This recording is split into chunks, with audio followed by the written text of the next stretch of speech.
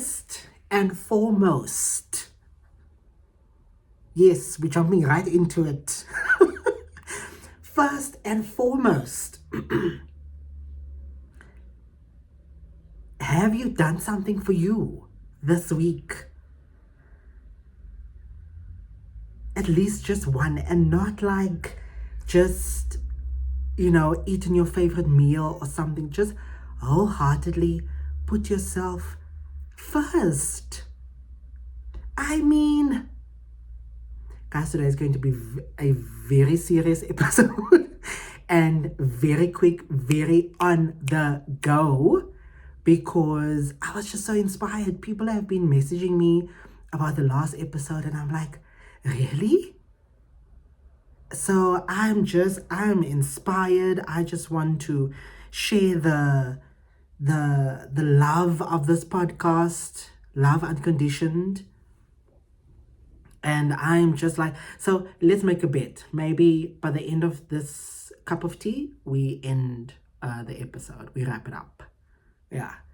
Today, very serious. I'm wearing my mom's coat. So let's go. But I'm also very serious about about that question.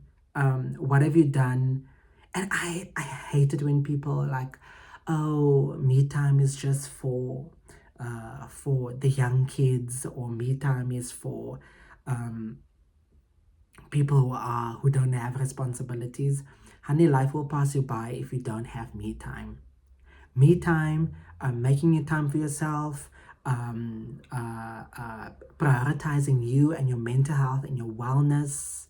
I think it is so important, guys. So important. Just the feedback that I got about the last episode just today, literally, a friend of mine messaged me about an hour or two ago that she was left in tears. I'm like, oh, I didn't mean for that.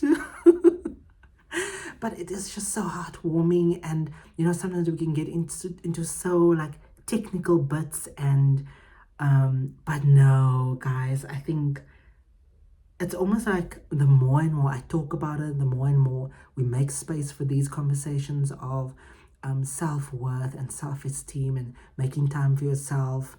I'm just like, no, man, we cannot have these issues, not in today's day and age. Not in today's day and age. So, guys, we are officially on episode is it episode 9? Episode 9. I love this topic. The beauty of imperfection. I don't have notes today. Maybe like literally just like 2 or 3 little examples about embracing imperfection. I've got a lot. Literally, this podcast, like sometimes I look at these people who do their podcasts, and they've got these stunning backgrounds, and the mics and things that hang from the ceiling, and I just thought, what, I've got a story to tell, I've got something to share, I've got something to say, and I know that people are listening and watching, and people are following, that I'm just like, what, let's just embrace this, let's embrace it together. And this is exactly what is happening, embracing imperfection. Another thing that I really, in the back of this conversation, is just grace. It was just like something that was just hanging on my neck for like the last 2 weeks, but maybe just more on that. Maybe we can even close on that topic.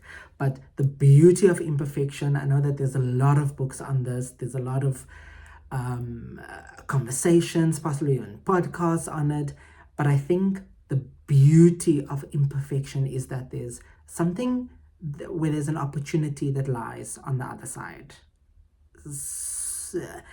I think that's very simply put, but when you lean into the imperfection, and you don't know something, you don't understand something, and just leaning into it, I think there's an understanding that happens on the other side. Maybe not that you get it right, but the fact that, you know what, I tried something out. I leaned into my imperfection. I leaned into the process of not knowing something fully. And also just like, you know what, I'm not perfect at that issue or that thing or that task or whatever the case is. But you know what, I'm going to have grace for myself. Guys, the deal was finish the tea. You know what the beauty about that is that, you know what, I'm actually okay if I know that something didn't work out. I had grace for myself, and I can actually pat myself on the back and say, you know what, I tried that. I tried it, and it did work or it didn't work. But the beauty about it is that I had grace for myself, and that I have an understanding of what happened on the other side of letting go of perfectionism. Perfectionism is just a whole different story. And I think we have to break both concepts down for us to understand, you know what, there's actually beauty in imperfection. There's nothing wrong about being imperfect at something. It just means you might not be the expert at it, but you know what, I've got grace for myself. You know what I mean? And I think really we just have to understand that if there's anything that you take away from this topic today, is that, you know what, if I don't know something, if I haven't gotten to something, if I wasn't perfect at something, I can have grace for myself. And I know that, you know what, I tried it, it didn't work for me, or I tried it, and you know what, maybe I don't like it, you know, things like that. And that is okay. I've got grace for myself. Perfectionism, I mean, we can Google the word quickly. Let's just check quickly. Meaning of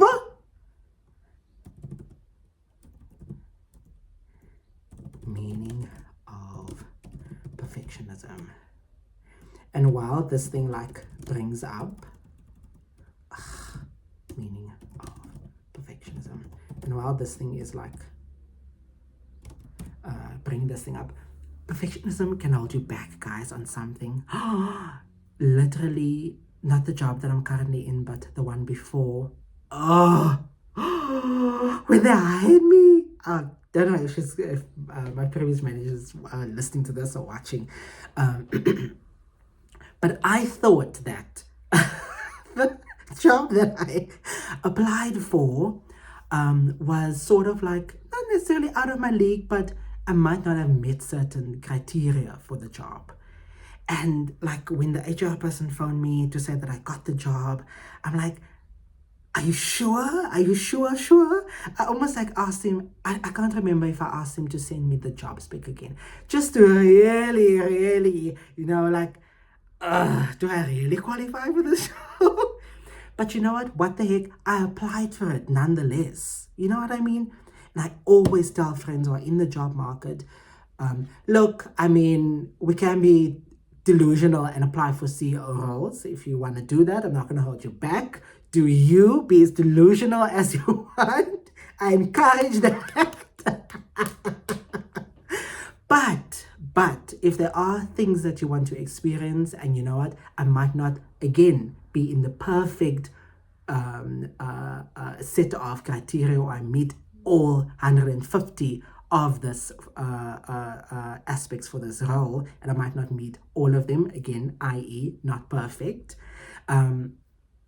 I absolutely believe that you should go for it, see what happens, see what comes of it, and moving away from this thing of perfectionism.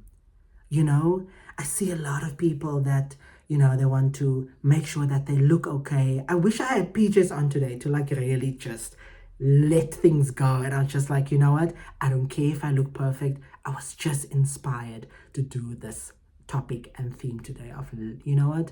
Letting go of perfectionism, embracing imperfectionism, and just, you know what? Going through with it with grace. I think that's the main thing. Okay. Perfectionism is, guys, Perfectionism is the tendency to set extremely high extremely high standards for yourself or others, and to feel that anything less than perfect is unacceptable. Okay, now that's a bit harsh, guys. I didn't know that that's what perfectionism means. It's not simply wanting to do a good job. Perfectionism often comes with fear of making mistakes, overthinking decisions, harsh self-judgment, constantly feeling that your work isn't good enough. Guys, I would say of the 1, 2, 3, 4, 5, 6, 7, I think I tick off at least two there. Two. Yeah. I think I can have a little bit of self-judgment. Not harsh, not like detrimental, but I feel like I can have a bit of self-judgment. Guys, I feel like I've mastered this thing of I've sort of overcome the thing of like fear of criticism or rejection. Look, I think maybe with one or two people that are really key in my life, that I would fear a bit of rejection. But criticism, not perfect, but I think I'm miles away from fear of criticism or rejection. There are times where criticism can really like knock me out, but no, I can definitely say that I can take quite a chunk of criticism. I've even been told that before. Because I've learned taking things personally, guys, can be so exhausting. I still do, definitely. I'm not perfect with that, in taking criticism and being rejected. Maybe from one, like I mentioned, of very few people that I would say I'd really hate being rejected from. Which, I mean, I feel like it's normal. Give me a pass there, okay? But I think criticism, if it's something that I've really put my heart and soul into it, I would say I've got a little bit of, don't criticize my work. Especially if I know I've really put some really good effort in there, or things like that. But yeah, I've seen, like, in the work context, it can be very exhausting when you take things personally, guys. Very exhausting. Healthy striving. I'd like this presentation to be really good. I'll do my best and learn from my mistakes. Perfectionism is, if this presentation isn't flawless, people will think I'm incompetent. No. I don't think I'm there, honestly. Perfectionism is motivated by fear.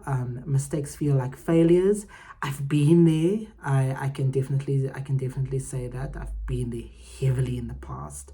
I can say really just this framework. I'm speaking very corporate now, but the framework, the thinking around this podcast has definitely helped, because it's like I must now practice what I preach. Success never feels enough.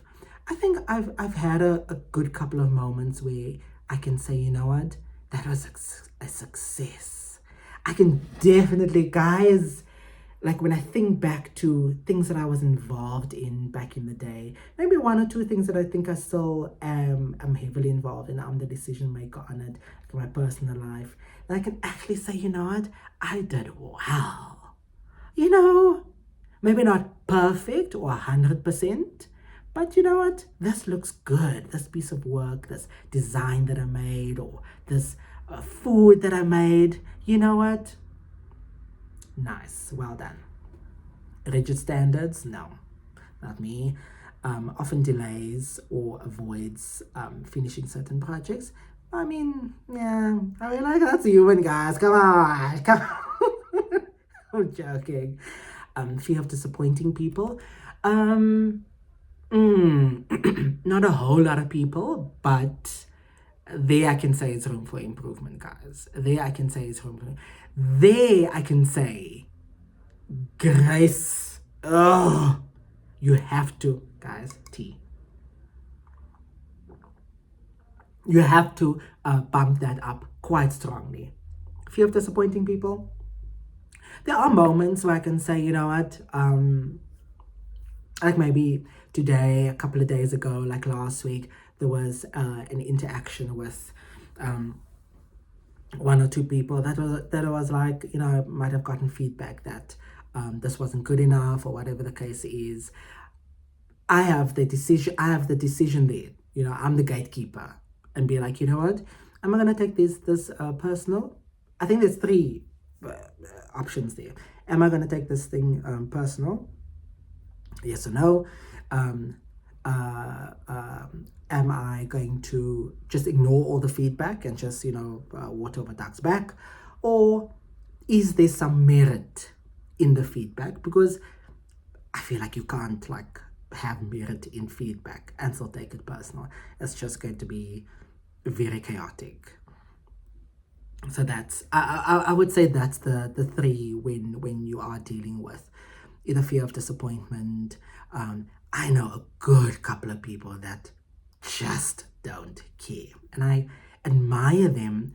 But then at the same time, I think there's a balance also. If it's someone that's important to you, not necessarily fear of disappointing them, but you want to be in good standing with them, in the very least. In the very least. And I admire people where, you know what, I don't care. I'm going to do what I want. And even if it is someone that is significant in their life, I do feel like there can be a bit of balance there. I'm a firm believer, and I learned it from my mom. Quote, mom, coming through, channeling. Firm believer to do right by people. But there must be a balance. There must be a balance. I think for me in the past, and where this podcast birthed from and really was conceptualized and started from, was really in the moments of, you know what, I think I'm on the, I don't know if you guys can hear that bird, keeps knocking at the window every single day, every morning, every evening. Anyway, I think I was just too far on the spectrum of pleasing other people. I feel like I'm not in the middle ground just yet. I'll be very honest there. But I feel like I've really subsided or balanced it with a little bit of me and them. I've brought in more of the me, and you know what are my needs? What's the decision here that I want to make? What is the feeling here that sits better with me?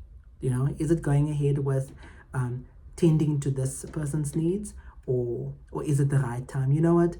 Withdraw a little bit, because we don't have to be other people's saviors, guys. It is so important. So important. Again, balance is important. When you are seeing someone suffering and there's a way for you to ease their suffering, maybe without putting you at a much of a disadvantage, absolutely. If it means giving that person a slice of bread, a cup of tea, and that's it. But I feel like there's so many times where in the past I've found myself further on the spectrum, away from me, and more on, I wish I had a graph now, and more on the other, as in other people around me, and solving to their needs and tending to their needs, which has a set of repercussions, guys. A huge set of repercussions. Where does this leave me at the end of the day? I realized in the past there was something I helped someone with, and it actually left me at a disadvantage. And I'm just like, if it is a repetitive thing, if it does leave you at a huge disadvantage, if there are repercussions, then I would say, that's a time for you to really think about things, and to reassess, how far away from the me side of the spectrum towards other have I drifted. Again, I really want to make this clear. It's that the middle ground is where there's balance. You don't want to be too far off into me, where people are scared to approach you, where people are not asking you for help, where people are not asking you to join them for a family gathering because they know Greg is going to be the drama. You know what I mean? I think there's a balance there which can be so beautiful, because when you know what, I've tended to my needs. I've fed my family. I've taken care of my kids. Baby is washed. Everyone's gone to bed, and that's that. Or I've tended to my needs. I can actually, you know what? I can call a friend and I can just ask, you know what? How are you doing? Let's meet up. You know, things like that. But if it's always other, it's a bit of an imbalance there to really, you know what? Let me practice just once. You know what? No, I'm not comfortable with doing Christmas at your place this year. I want to see what I want to do with my family. You know, it's stuff like that. Um, and I know when there's times where I've done that in the past. Oh, drama. Tea, guys, tea. Almost done, guys. So, perfectionism versus imperfectionism. I think we've established that now a little bit. Letting go of imperfectionism. Back to that, guys. I might have shared this in the very first one or two episodes where very close family member of mine, where I think it was still summertime and we were all like at the beach or something. I can't remember where exactly, but the person was getting ready for with their beach attire, their beach costume, their bather, whatever you want to call it. And the comment was, "Oh, people are looking," or something along those lines. I can't remember. And that has stuck with me ever since. Firstly, why are you scared that people are looking at you? What are you afraid of that person's going to say, or that person's going to do, you know?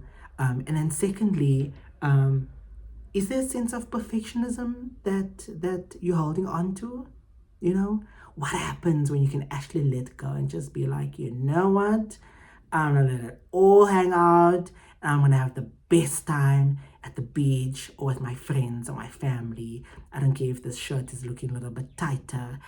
Guys, I've said this before. You don't need to do anything for you to feel loved and worthy and lovable and enough. You don't have to lose weight for you to feel more loved, more worthy, more enough, especially when you're doing it for others. If you want to lose weight, do it for you. Do it for you because you want to feel good and you want to do ABC and you want to fit into a size 32 or whatever the case is. It should never be about others. Never, ever, ever. What happens when you start letting go of imperfection? I think that's just a beauty and a grace that you can actually start to feel. This notes that I had like earlier this year, it might have actually been last year that I made these notes. How to release perfectionist tendencies. I just really think that's a mindset shift. T. Okay, almost done. I really think that's a mindset shift. If there is a saying that, because this has helped me, this has definitely helped me. If there's a saying that can actually help you, I would say there's two things, and I might have mentioned the one in the past where, you know what, I've done the best that I could, and I think my best is good enough. If you know that you didn't do your best at something, you didn't give it your best, and you weren't, you know, fully vulnerable and authentic in this situation, it could be an energy exchange with a friend or family member. You will know in the back of your head, you know what, that wasn't my best, and perhaps it wasn't good enough. But if you know in your heart of hearts that you did something to your best, and it wasn't perfect, I actually believe that you can use the saying something along the lines of, you know what, I've done my best and my best is good enough, and I'm still worthy, I'm still sassy, I'm still cute, you know? So that's the one. But I think something that really came up in that story of Grace,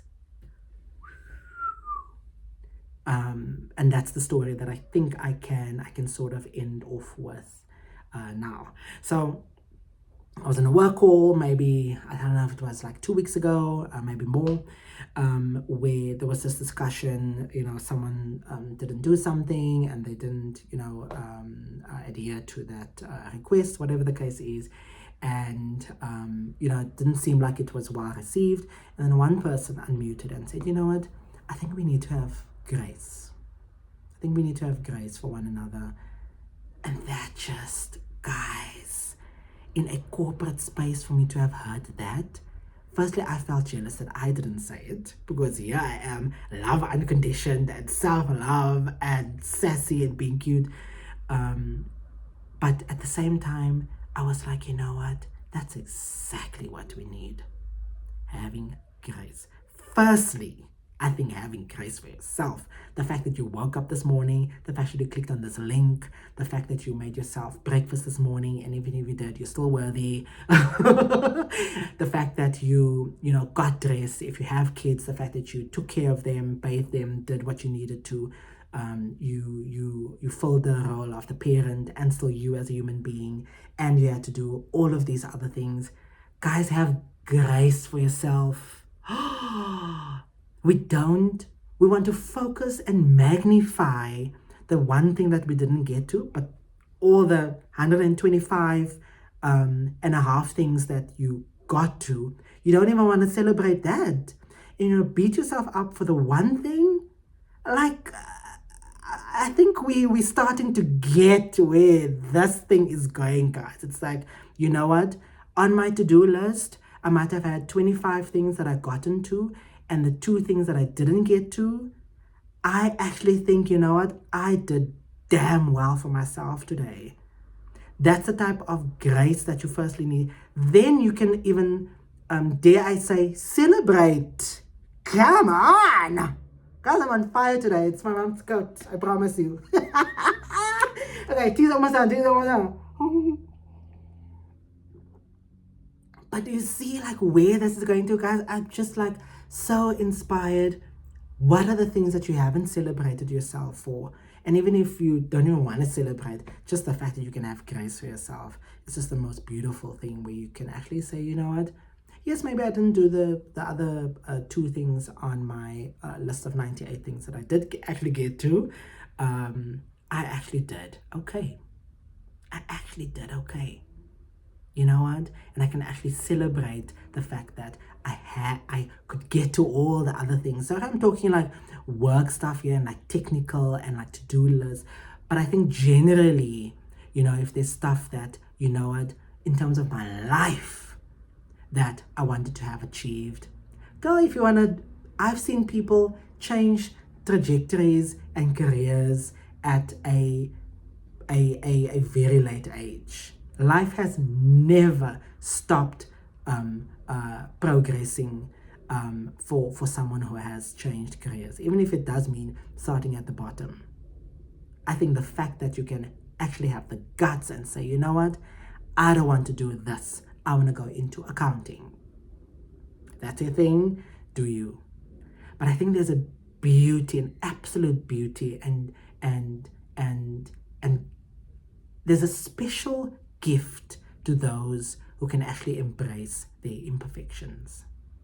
And I'm actually thinking, you know what? I don't know what I call it imperfections, eh? I'm just like, as is. I'm not imperfect. The fact, I think I saw a comment last week about the six-pack thing that even though the fact that I don't have a six-pack or I say differently, it doesn't mean at the same time that I'm imperfect. It's just that this is me, take it or leave it. I am whole, I am complete, just as I am. Woo! Guys, celebrate that. Celebrate who you are. Even if you didn't celebrate, if you had a milestone birthday like 30 years old, 21 years old, even if you didn't have a celebration of that, it's never too late. You might be 50 and still want to celebrate your 21st birthday or your sweet 16th birthday party, just to close that gap off for you and to sort of align your life and the energies. If you have to do that, do just that. If you have to write yourself a birthday letter because you're scared that nobody's going to wish you happy bloody birthday, do it. Fill the gap that needs to be filled in your life, because you keep waiting for other people, others. I'm following this podcast. I can't remember what this guy said. And he's like, we're so stuck on receiving validation and promises and levels of like pat on your back that you didn't get from the past. You know what baggage that actually feels like in terms of your life, because it's 2025, something might have happened in 2020, in 2013 that you're still holding on to because somebody never validated you.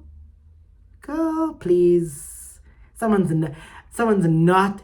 There may be times where people are going to validate you and celebrate you, but it won't be all the time. And I've learned to, you know what, celebrate the fact that you actually opened your damn eyes this morning. Thank you. Woo! Tea is almost dying. Guys, pretty much, I think that is my story. That is me. I actually wanted this podcast to be 20 minutes max, but I am going to go and celebrate myself. I'm going to make more tea, and I'm going to celebrate the fact that, you know what, there is a movement of seeing to your needs, seeing to yourself, having grace for yourself. Again, not in an arrogant, I'm that type of queen, I'm this, I'm that, just having grace. You know what? I don't have to break apart. I don't have to, and I'm sorry I'm getting emotional, but I was there. I don't have to break apart for somebody else or for somebody else's expense if someone didn't validate me or give me a compliment because I did that ABC. Do you have grace for yourself? If it means validating you, write it down, write a note to yourself on WhatsApp and say to yourself, you know what, Bronwyn, you know what, so-and-so, I did my best today and I celebrate you and add a heart. Dankie, klaar, goodbye. That is me. Lots of love. I think today was, guys, I was on fire today. Tea's almost done. And there we go. There we go. Thank you so much. Next episode, rewriting our story. Woo! Reclaiming and reframing our life narrative. I am so excited for that. I'm so excited for that. But I think only next episode can be released if you share. And I don't want to sound like those YouTubers. I have seen the impact that this podcast is making. I've seen the impact that we are making in terms of the discussions we are having on this and the topics and the themes that we talk about. See if there's somebody in your life that you could actually bless this podcast with. You might see that they're under the weather, they're being hard on themselves, they just need a little bit of grace. And these episodes, these topics that we are covering here, it might just be a toolbox. I actually firmly believe that it is within you. It's not somebody else that's going to, or some type of author or so-and-so and that spirit that's going to come and do it for you or save you. You have it within you. It might just be that these topics can enable it, bring it to life a little bit more, bring it to light, get yourself your tea and just sit down and stock take in terms of, you know what, can I have a little bit more grace for myself? Yes. Okay, stop talking. Goodbye. Lots of love. Have grace for yourself.